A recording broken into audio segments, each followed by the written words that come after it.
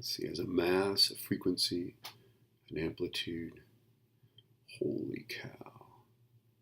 This is so mean. It's going to be a two-parter, right? Now, let's see. Okay, so we know our mass is 2.93, right? Our amplitude is 0.194 meters. We know that the frequency is 12 hertz, right? And then we also know then that omega is, do they have that formula in there? They don't really have that formula there. I wonder if they've got it in the other part. Not really. I thought I saw the formula. Because see, here's the thing, right? Omega is 2 pi over t. So, of course, since frequency is 1 over period, it also is just 2 pi f, right? Okay, so my omega is 12 times 2 pi, right? It's 24 pi radians per second.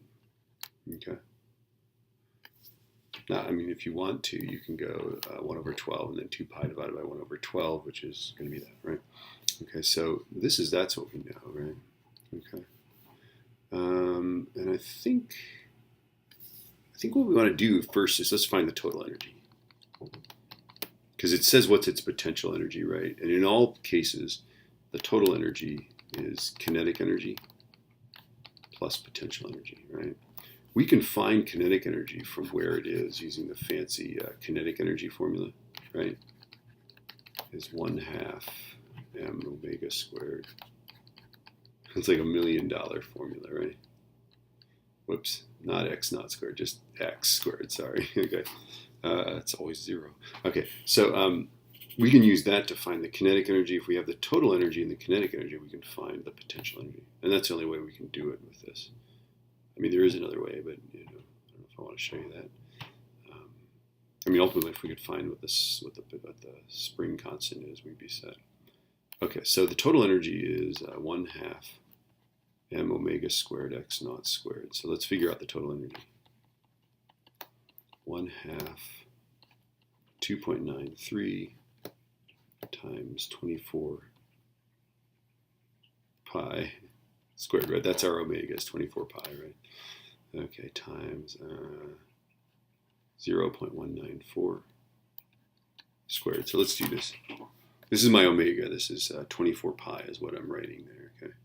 So 0.5 times 2.93 times, parentheses, 24 times pi, n parentheses squared, because the whole thing's squared, the 24 squared and the pi is squared, all right, times 0.194 squared. All right, let's go. 313.446.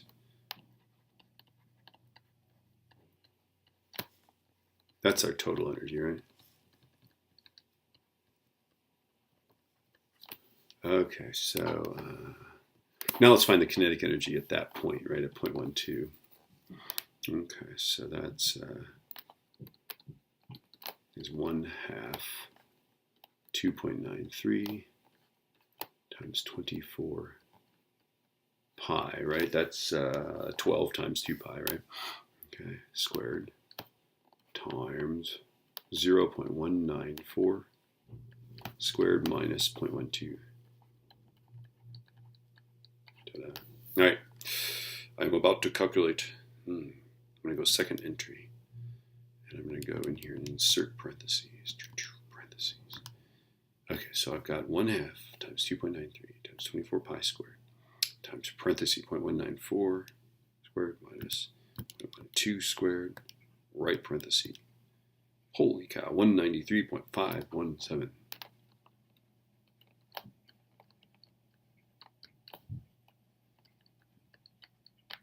Okay, so if my total energy is potential plus kinetic, right, then my total energy is 313.446, right? It's got to equal 193.517 plus the potential energy. So I just subtract, right? I go 313.446 minus the answer I just got, 119.9, 119.93 joules. Ta-da. Which with 3 sig figs you'd round to about 120 joules, right? So these are always two-steppers. You know, you got to find something. In this case, we had to find the total energy and then find the potential energy. That's pretty hard, I think, right? Better do all these problems, I think.